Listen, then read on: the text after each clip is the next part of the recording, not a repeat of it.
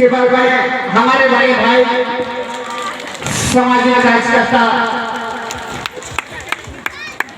हमारे बीच में हमारे इसके बाद में श्री नारायण राम जी को हमारे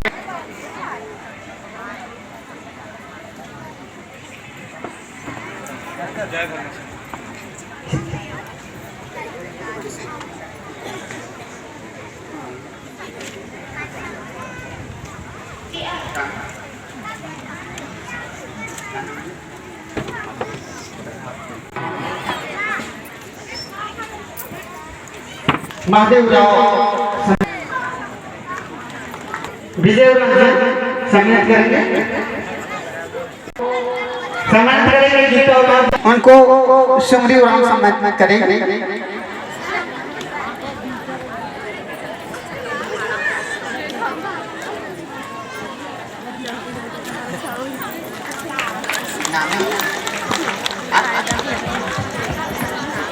इसके बाद में चार्ल्स राव जो गुरामी के रहने वाले हैं उनको सम्मानित करेंगे।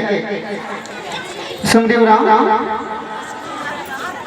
ये पंडरा सरना में बहुत संख्या में हमारे सरना परिवार सरना समाज के लोग आ रहे हैं और सरना माँ के शरण हो रहे हैं। हमें इस बात का बहुत ज़रूरी ध्यान देना है कि हमारे समाज आज बहुत संख्या में आएंगे। आज चितरंजन उरांव यूट्यूब को देख देख के बहुत संख्या में आ रहे हैं, तो हमें इस बात को ज़रूर ध्यान रखना कि राजनीति करना कोई बुरी बात नहीं है, राजनीति से सब कुछ चलता है, पर राजनीति से त्रस्त ना हो, मतलब और प्रस्त ना हो और टूटे ना, इस प्रकार से हमको जानना होगा। क्योंकि हमारा आदिवासियों का रिजर्व सीट है, इसीलिए हम आज आपस में लड़ रहे हैं, आपस में भिड़ रहे हैं, आपस में ही बहुत सारे गाली गलौज आलोचना सब आपस में ही हो रहा है। इसीलिए समाज के सभी लोगों का जिम्मेवारी बनता है कि इस ओर हमको बचना है। इसीलिए मैं बार बार कहता हूँ कि हमें ज़्यादा से ज़्यादा अपना सरना माँ का शरण होकर सरना में ज़्यादा से ज़्यादा विश्वास करते हुए हमको आगे बढ़ना होगा। और बाद में ये नहीं कहना चाहिए कि हम ठगे गए। आज हमारे समाज के लोग, मैं घूम रहा हूँ हर जगह, इसी तरह से कहते हैं कि हमारे समाज के लोग ठगे हुए हैं।